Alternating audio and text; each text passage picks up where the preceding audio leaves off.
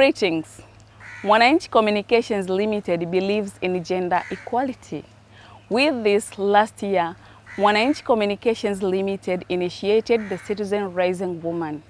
The initiative aims at documenting successful stories on women leaders to inspire young girls and other women to be leaders. With me, your host, Salome Gregory, is Bulla Boma, the co-founder and director of HEBO Group Company Limited, trading as HEBO Consult. Greetings, Bulla, and Happy New Year. Thank you, Salome. Happy New Year to you too. Thank you. So today we'll be talking about your career journey and what inspired you to be where you are today. So tell us, how did it start? Tell us about your journey. First of all, thank you for the opportunity of actually being able to contribute to this wonderful initiative of raising women, and sharing my journey would be a pleasure to be able to inspire others as well. So my journey started, I'll start with my career journey, which started about 16 years ago. Quite some time. I started off with my first bachelor's degree, which was in computing and information systems. That's where I basically started off as an IT or information systems specialist.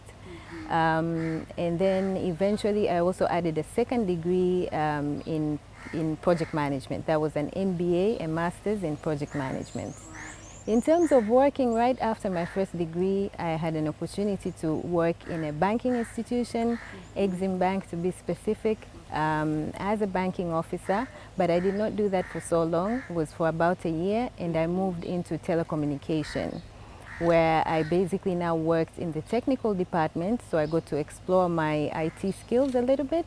Soon after that, I diversified now into projects.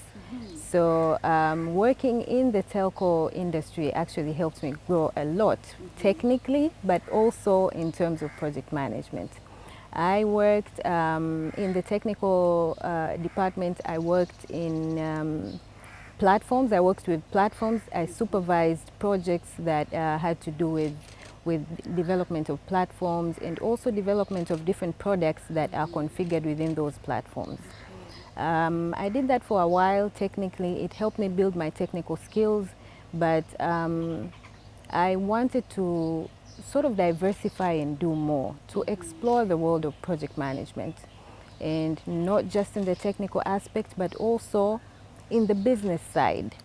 Fortunately, in the organization that I was in, that was Tigo Tanzania by then, which is under Millicom, there was an opportunity in the commercial department, which is the business department, and it was a project management opportunity. I wasn't very, I didn't have much experience in projects, but I was always very much interested in seeing an initiative or creating a product, and not just creating it on the technical aspect, but also being able to see it grow and benefit the final users. So with that and the opportunity that came, I applied for that position, and thankfully I got that position, which was a promotion. Wow. So I moved from being a planning leader from the technical department, and I moved to the commercial department as a project manager. Back then that was VAS project manager, which is value-added services. These are services that you create for customers, added services on top of the normal services that telecommunication providers provide, like mobile calling and SMS. There are other entertainment and value-adding services that consumers enjoy. So you had a very quick transition from banking, just a year, then into telecommunication. Where did you build that muscle and the confidence of make that transition? How did it happen quickly? I would say maybe luck, but also not just luck. Another thing is the network that I had. Thankfully, from some of the colleagues that I studied with, actually a good friend of mine told me that he was already working at Tigo back then, so he got to share that information that there is a potential opportunity, go ahead and apply. So I would also attribute it to networking as well, but not just networking, the courage and the will to actually try something new. Some of the colleagues that I worked with at DASSM actually stayed there for long. Maybe some of them are still there, but I did not stay for long. I stayed for about a year. As soon as I heard this opportunity, I was like, why not give it a try? You know, let's give it a try and see how it goes. And it sounded interesting, it sounded exciting, and because it was the technical department, I have a technical background in information systems, which is also IT. I figured, you know what, this is something to try. So I got the opportunity, I went for it. So after I transitioned from the technical department into the commercial department, which is the business department, where now I was working as a project manager. I was sort of the integral part between what is being created and sold to the consumer versus what is actually being done on the back end, in the back end, which is the technical side.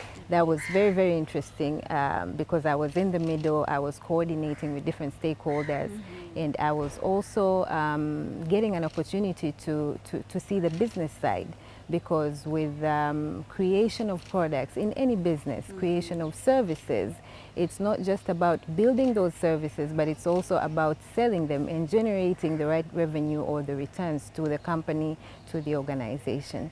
So being in that opportunity gave me really a chance to see that project management is actually something that adds value. So that's when I went and pursued my master's degree in project management, and then I also did my professional certification, that is the PMP, which now also helped me elevate my profile, but also elevate my skills, because then I acquired global standards and global practices. It really helps me even pave my way into project management. And that's when I actually quite started practicing in a very formal way in project management. So in that journey of yours to project management until now, what were the challenges that came through when you growing up, and how did they shape you to be who you are today and where you are today?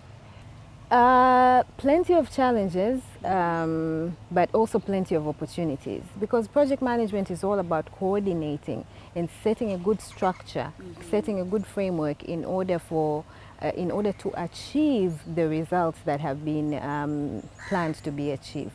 So through that, and also because I've had an opportunity to work in diverse industries, I've had an opportunity to work not just in the banking sector, in the telecommunication sector. I've had an opportunity to work in real estate, which is in construction, yes, and agribusiness as well, together with now in the education and consulting industry.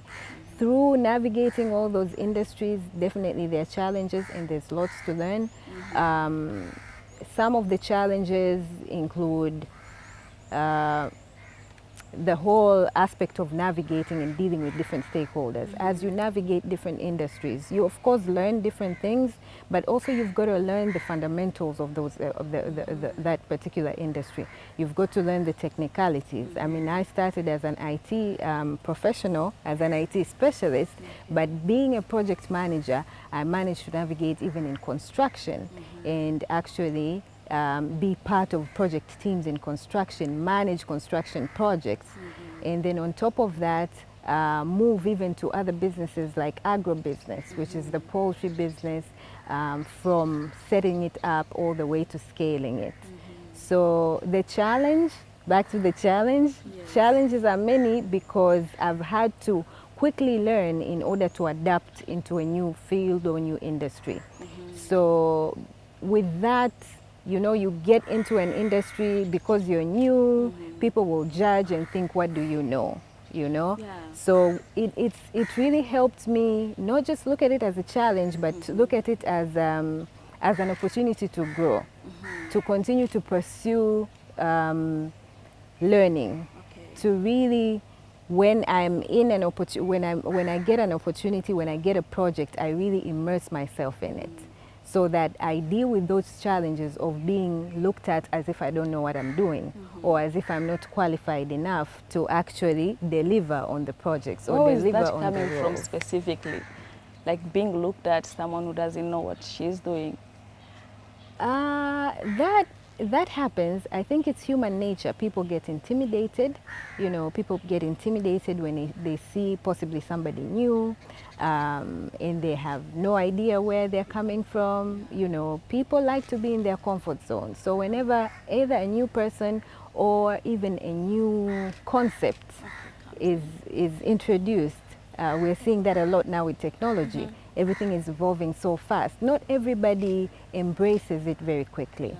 So I can understand that, having navigated in different industries, different sectors, it is normal when I come into a team, people will feel like, you know, because they're intimidated, they take it out on the person who's just joined in. Or what do you know? Where did you even come from? Are you even qualified?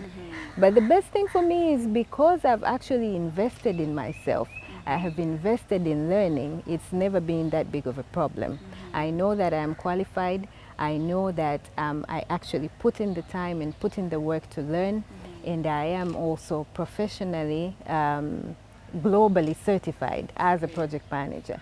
With that certification as well, I carry it with pride. It gives me the confidence to actually go in and use those global standards, regardless of the industry, to be able to set up the right frameworks, set up the right processes and systems to be able to deliver. Key thing I would say is to deliver, regardless of what people are thinking, is to just deliver, prove them wrong. Yeah, show them that it's actually doable.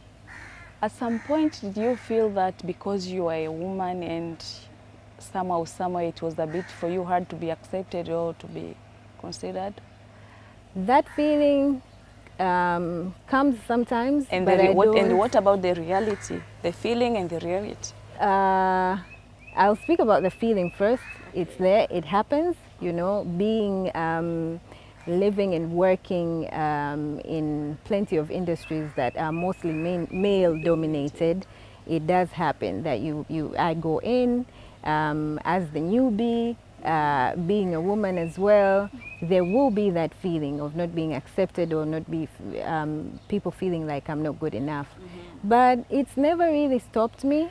Maybe I will attribute that to the foundation that I've had as a child from the family that I come in. I come from a family with very supportive parents, and all my siblings are girls, so we have grown up in a women's territory. Yes, per se. Yes, and our parents always did everything that they could to make sure that we feel that we are actually able, we are actually equal. So I, do not know about the male-dominated industry because I did not grow up in. So when I get into a workplace, it doesn't matter whether I am engaging and working with male or female, we're all the same. What matters is the skills that we bring to the table, is the capacity that to deliver, that we put on the projects that we work in, and that's what has been a drive for me. So it's really not about being a male or a female. Of course, I know in the world that we live in that's there, but the way that I deal with it is not really give it so much thought or let it hold me back, but rather do what I have to do. I know I'm competent in any project. I have to learn it, but I have the foundational skills, so I use those to make it through and succeed in the projects that I undertake. So with the amount of investment you have made for yourself over the years, and what's different from whatever you have been doing back then and what you are doing currently at HEBO Group? Okay, so I'll talk a little bit about what HEBO Consult does. HEBO Consult is a brand that trades under HEBO Group. This is a project management training and consulting firm. It is a firm that officially was founded about 2 years back. This is a firm that does projects in the discipline that I am passionate about. As a project manager for all these years, and with the experience that I have under my wing in working in different sectors, working on a variety of projects from construction all the way to technology, to education, and even agribusiness as well, it was only fair at some point to be able to start sharing, start impacting some of the knowledge that I already have to others, because I'm a firm believer that knowledge is power. Yeah. We have so many struggles as women, but as a nation as well. We have so many projects that are ongoing, a lot of development projects, you know, the government and all its stakeholders are actually right now implementing so many projects. We already know, from infrastructure all the way to transportation, to oil and gas. Plenty of projects ongoing, but do we have the right professionals? Do we have professionals who are equipped with the right skills to actually see these projects through to succeed? Because we know the challenges that we have in our projects in terms of delivery, in terms of quality, in terms of even utilization of the funds, and that's project management. So I figured I do have this knowledge, but let me not keep it to myself. Specifically also to add on to that is the global practices. You know, we're not the only nation that's developing and facing challenges. There are others as well. And we have developed nations.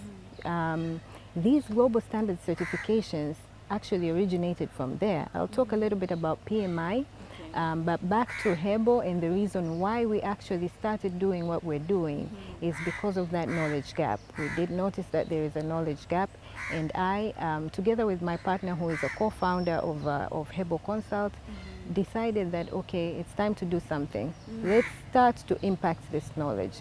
So back in 2020, we applied for an accreditation, an authorization by PMI, which is the Global Project Management Institute. It's currently located, headquarters is in US, but they have chapters everywhere. This institution is the one that offers these global credentials for project management.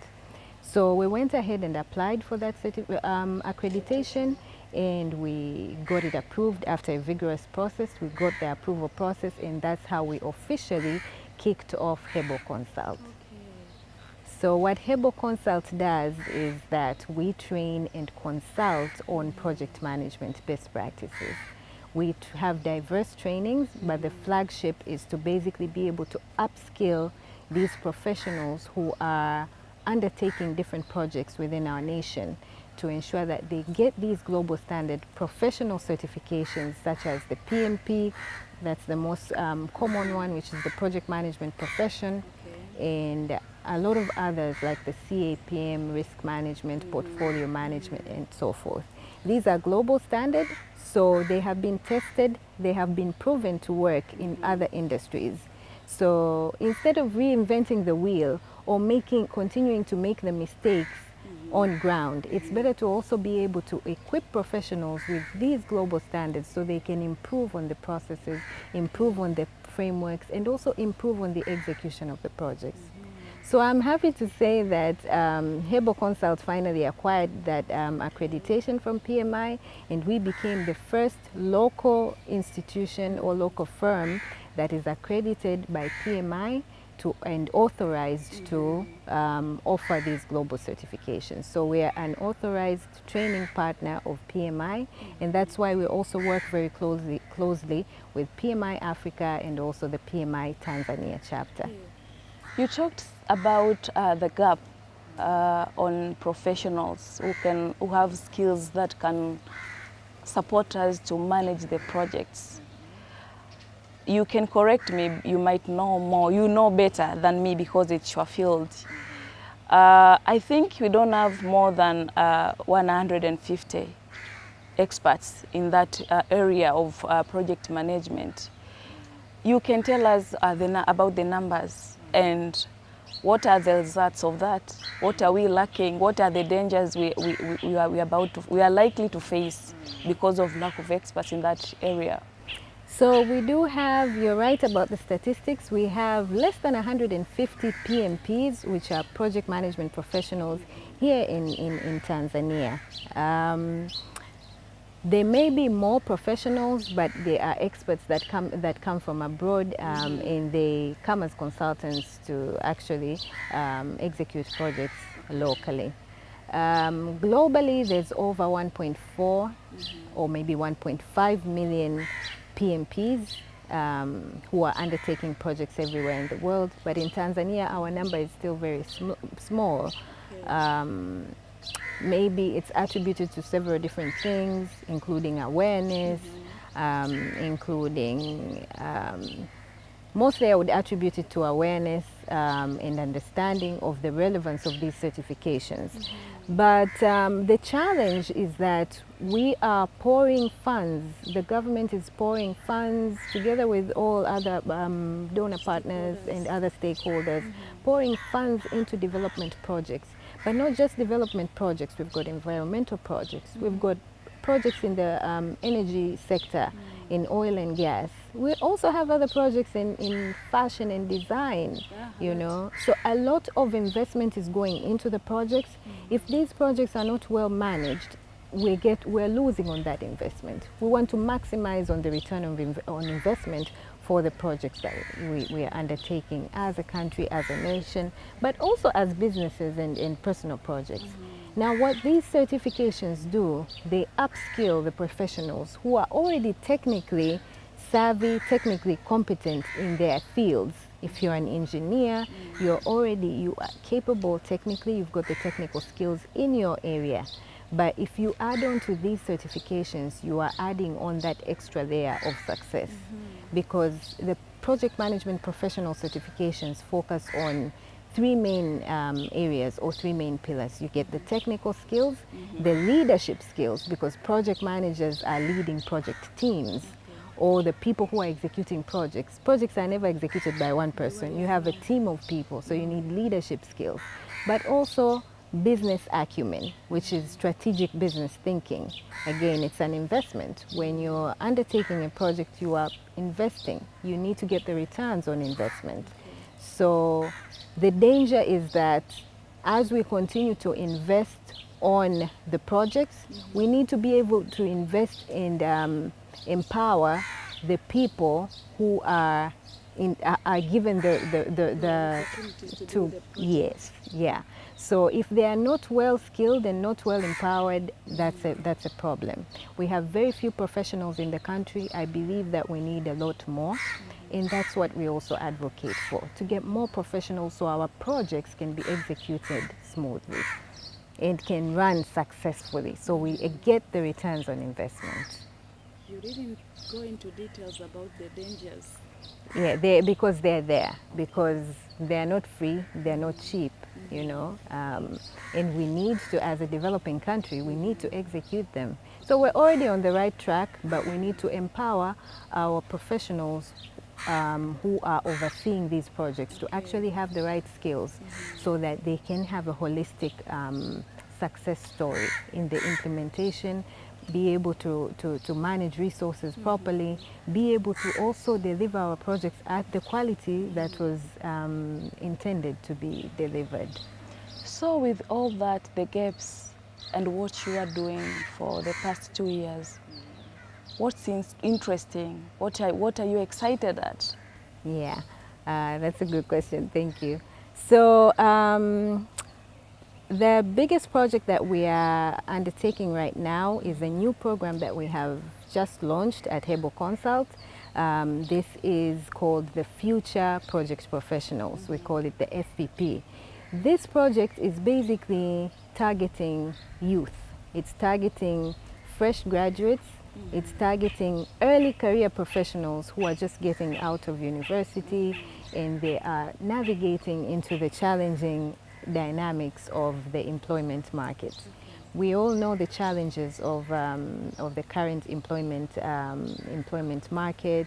We know that it's we have a lot of graduates coming out of university, Yeah, and the job opportunities that are available are definitely not enough.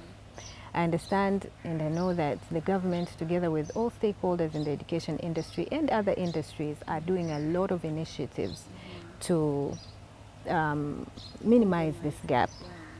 But we also, as a private institute, a private firm, we also have a role to play in you know, combating this situation and bridging this gap between the actual opportunities versus the number of graduates that are coming out of university. So this program, I'll speak a little bit about this program. This program is for fresh graduates. Fresh graduates come out of university very confused, you know. They have expectations, and then they come out, they find the situation is completely different. There are no job opportunities. Everybody is applying for jobs. They're not there. They're not enough, you know. They get frustrated because their parents, their relatives and sponsors actually spent money in getting them through university. And then they come out, they were already trained to be thinking that I'm going to graduate, I'm going to get a job. You get into the market, there are no jobs. You stay for years, for 2 years, 3 years, there are no jobs. It's very frustrating, very confusing and challenging for the graduates. So we structured this program to be able to actually help them navigate the dynamics of the job market. We are working to create future project professionals. Project professionals who are competent to actually oversee and be part of these numerous projects that are ongoing in the market in our nation. You know,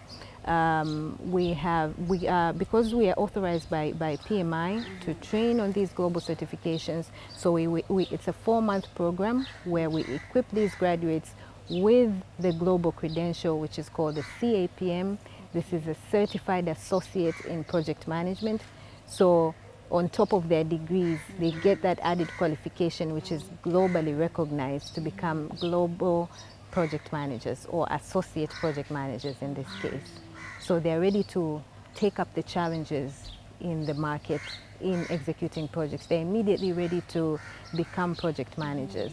But on top of that, we also mentor and coach them as they prepare to navigate from studying, from academics and university, all the way to the employment and project world. We also help them work on enhancing and improving their digital presence in terms of their digital profiles, digital professional profiles like LinkedIn and so forth. We help them create good profiles and good CVs, and also we train them, we work with recruiters to train them to prepare for opportunities in interviews, to set themselves up ready to be able to succeed in interviews. But the other big part, which I feel like is very interesting, is to be able to coach them, to prepare them to change their mindsets and to be ready for the market, to be ready to get opportunities. That includes looking inwards, a mindset change, you know, be ready that it's hard out there. Prepare, make yourself, elevate yourself, differentiate yourself in the market.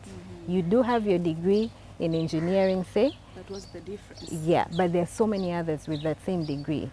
Elevate yourself, you know, in your way of thinking, in your way of working, in your way of approaching opportunities. And then through PMI Tanzania chapter, we also offer them volunteering opportunities. Exactly, which you are part of it and you volunteer. Yes, so we try to also start to engage them to be working or understanding the practical environments of projects, because we have the few certified professionals that we have. Some of them have agreed to actually join the program to become mentors, so they get to mentor them. These are already experienced people who are working on different projects, so they mentor the young. So it's a 4-month program that we have just started, but we expect by the time a graduate completes the program, they're a well-rounded professional whose frame of thinking is changed. the way they conduct themselves has changed, but they've also acquired that global certification. And that global certification actually means that you don't just look at opportunities here, you also look at opportunities globally because you're qualified. We keep saying these professional certifications they put you on the radar. They put you on the same level as a project manager in New York, a project manager in South Africa, because you're going to have acquired those hand-on skills that you can implement in any project. And I say this because I am proof of that. I have managed to navigate in different industries, mostly because of that. That's quite interesting. And which criteria are you using to enroll these graduates? And since it's a 4-month project, how many are you planning to train for 2022? So it's a 4-month program, and we've just started with the first cohort. With the first cohort, we've started with, we've selected those students who already stand out in universities. We've selected students who are association leaders from different universities. We've started with here in Dar es Salaam, but we're hoping to be able to upscale that program to other universities in regions as well. And then we will continue to improve on it. But for our first cohort, it's about 20 students who are association leaders from different university associations who are doing different programs. So we have some in engineering, some from the medicine, from MOHAS, and then we have some from Tumaini University, we have a few from IFM and so forth. So it's a mixed group of students who are about to graduate, who are coming from different universities, meaning different fields as well. So we're preparing them, we're working with them, and we're mentoring and coaching them, and we're also giving them these global certifications. And we hope to also be able to partner with other institutions to actually be able to, at the end of the program, be able to offer them placements because they will have come out very competent. You talked about volunteering, of which you are part of it at PMI chapter, Tanzania chapter. Why is it important, and why are you equipping them with volunteering? Thank you. So I was part of, I'm still a volunteer. I've been a volunteer for a while. For about a year, I was also part of the board of the PMI chapter here in Tanzania, which is also a volunteership position. And actually my roles were in creating volunteership programs. And that's where I also had an opportunity to work with different youth, to also organize different programs that are geared towards giving people opportunity to interact, to maybe set up conferences, to set up different workshops, to also engage with the diverse group of professionals that are members of the chapter and also non-members of the chapter. So I'm still volunteering, not as a board member, but I'm still volunteering. I'm still very much engaged in all of the initiatives by PMI Tanzania, which is also partly advocating for project management best practices, advocating for awareness of project management in our country. Because you see, the issue with project management as a discipline, especially here in our country, it hasn't really picked up. You know, we know other professions are already known as, you know, professional disciplines. Engineers have their board, which is ERB. You will find that auditors have their board. Professionals in the finance sector, they even have their qualifications such as the CPA and all other related qualifications. But with project management, the awareness is still low. So part of the volunteering work that I'm doing with PMI Tanzania chapter is also to be able to continue to advocate for this discipline to be known and to be given the weight that it deserves, mostly because we do have many projects. Not to disregard the professionals who are already in construction, who are already engineers, but to also add on, to collaborate and add on these global standards, global practices on top of their engineering or even ICT. We've got projects, a lot of projects in ICT as well. So that's what I do with PMI, and that's the main role for PMI, advocacy for project management here in Tanzania, but also globally. And also to answer your second question in volunteering, why it's important for those who are not yet volunteering, also for the younger professionals who are just upcoming. It's really a good opportunity to learn. You know, we are all long life learners. The dynamics in every industry are changing. We are now becoming, actually we're already a digital world. Every industry, from the finance industry to communication industry to technology to infrastructure, we're becoming more and more globalized and digitized. So volunteering gets you to meet with other professionals. It's a good networking opportunity. It's a good knowledge sharing opportunity. Whatever you have as a professional, if you share that with others, I'm a believer that when you share, you also get back. You know, so for those who are starting off, this is a good chance to volunteer and to be able to share the knowledge and the experience and the skills you have, and then you're going to get even more. You'll get it back in tenfold, so we say. You're doing quite interesting, and with all this, there's this part of leadership. What is your leadership skill? Style. What is your leadership style? I would say it's diverse. I want to say it's situational. I work a lot with younger and older professionals because I work with a diverse group of people. My leadership style, I find myself having to shift it. Depending on the situation that I am in. So, for example, with our team at HEBO Consult, we are mostly, it mostly comprises of young graduates, and they sometimes need to be nurtured and guided and coached as well. And there are times when I'm dealing with professionals who are hard-headed, I would say, and I need to be more, I need to be more authoritative and more directive as well.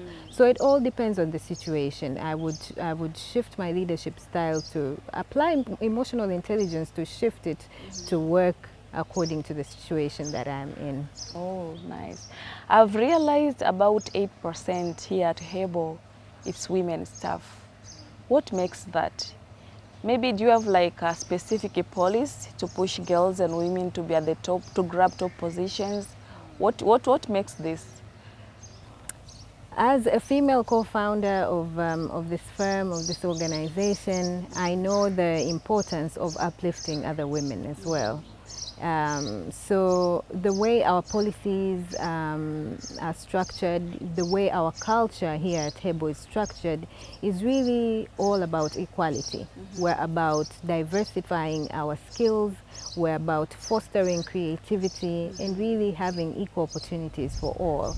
We, of course, you're right, we're about 80% women. It is a lot. That is not by chance, but also somewhat it is.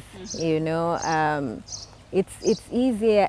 I don't want to say it's easier because we really give equal opportunities, but yes, we prefer more women. Again, it speaks for itself. We are nurturers. We embrace creativity. When we do apply for jobs, of course, we look out to give more opportunities for women to interview and encourage that. So in our applications, we also encourage women to apply. And maybe that's why we also end up with more women. But I believe that women can actually, very innovative, very creative, and that's the spirit that we look out for in our organization. So not to discriminate the men as well. Leave them behind. No, we don't want to exactly leave them behind, but we hire based on the skills based on what someone brings on the table, and then we really embrace creativity and innovation. Yeah, and we continue to nurture our team. It's a fairly young team, lots of graduates as well. So we coach them and we nurture them. We want to see them go even further and succeed in their careers. So for women who want to be leaders in the future, or they are struggling, they have been in the same place for years and years, and some have refused to grow. What is your advice? And maybe what are the key 3 things that one should look at and stick at for them to grow? I know that as women we go through lots of challenges. We go through different challenges in different stages in our lives. That's a no-brainer. From growing up all the way to, you know, getting married and raising children. So it can really be daunting.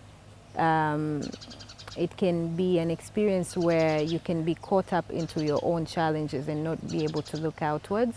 But those who are actually looking to grow, or for the women who have actually stagnated, I would say, get out of your own head, first of all. You know, sometimes we fear or we hold ourselves back. You know, we stay, it's very comfortable at the comfort zone, but guess what? There is no growth at the comfort zone. So if you're looking for growth, definitely you've got to step out of your comfort zone.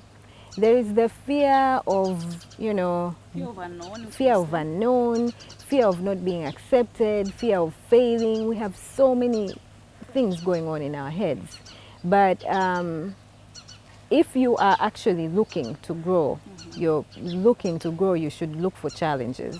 You know, so for the women who are out there who are looking for growth, who are looking for expansion, get out of your own head. Take those challenges. Take the step that you want to go to. So if you have an idea, if it is a promotion within your organization, if it's a new business you want to start, take that first step. First of all, learn the skills that you need to learn in order to be able to actually deliver. If it's a promotion, learn the skills so that you can understand what is required and gain those skills so you can deliver in the promotion. And then apply for the jobs. You know, there's this other thing that we have as women, that there will be 5 criteria in a job that is advertised, and because you don't have one, you don't apply. While with men, they may just have just one and they go ahead and apply. So we've got to be able to think beyond our limitations. If you sit and you're comfortable for a long time, know that something is wrong. You've got to get out of that comfort zone, and so that's where the growth is. So my advice would be, learn those new skills. You know, when you learn new skills, when you acquire professional certifications, when you acquire the knowledge, then that gives you the confidence to actually go out there and stand out there, apply for those jobs, start that new business, undertake that new initiative, and it's going to work out. If it doesn't work out, you'll try again another time. Until it works. Just be there. You push until it opens. Exactly. Yeah. It was such an interesting conversation with me and Bulla. Among the 3 things she suggested for a woman to grow and be a leader is to get out of her comfort zone. Comfort zone sounds good, but nothing good grows there. Get out of that comfort zone. Keep applying for new jobs, for new opportunities, and keep pushing until it opens.